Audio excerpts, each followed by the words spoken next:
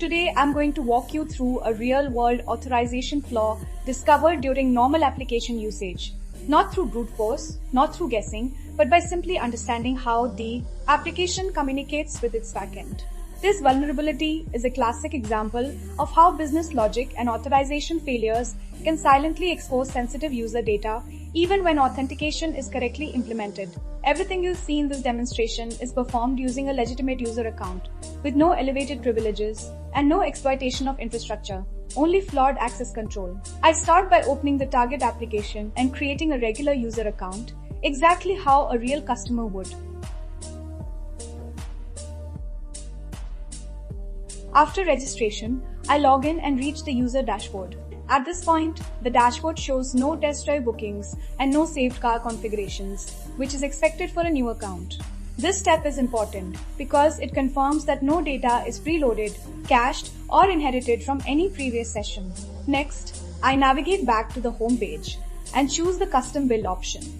Here, the application allows users to configure a vehicle, selecting models, features, and customization options. I complete a full configuration and save it. When I return to the dashboard, my newly created configuration appears in the list, confirming that the backend has successfully stored and indexed this configuration against my account. At this point, I enable Burp Suite proxy and reload the dashboard.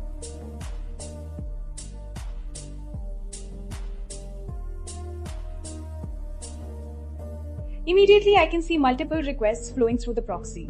API calls responsible for fetching user-specific data. I send the dashboard request to Repeater so I can analyze it without interfering with the application flow.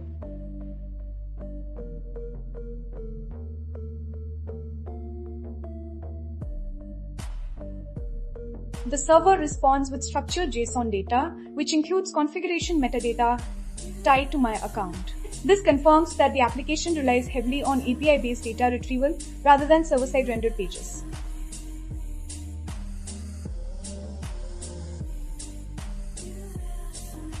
Next, I return to the application and click View Configuration. While doing this, I carefully observe the request captured in Burp proxy. Inside a post request, I notice a reference identifier, a configuration reference ID that appears to dictate which configuration data is returned by the backend. This immediately becomes interesting. Anytime an application relies on client-supplied identifiers to fetch sensitive objects, authorization must be explicitly enforced on the server side. I forward all intercepted requests and observe that clicking View Configuration triggers an additional API call.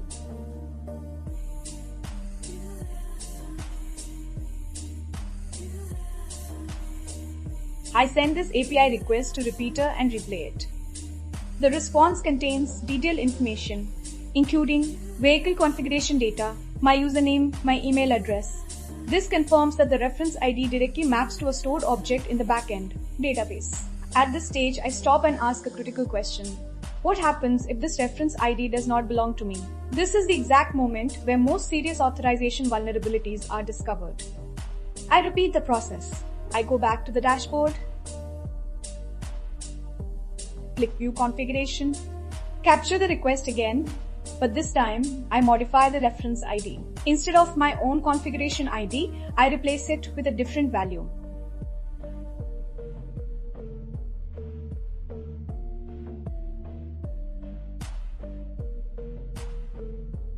I send the modified request to the server. Once again, a backend API request is triggered. I send this request to Repeater. The response is immediately alarming. Instead of my own data, the server responds with a different username, a different email address, a different vehicle configuration. At this moment, the vulnerability is confirmed. To ensure this is not an isolated incident, I test again. I replace the reference ID with another configuration ID and send the request.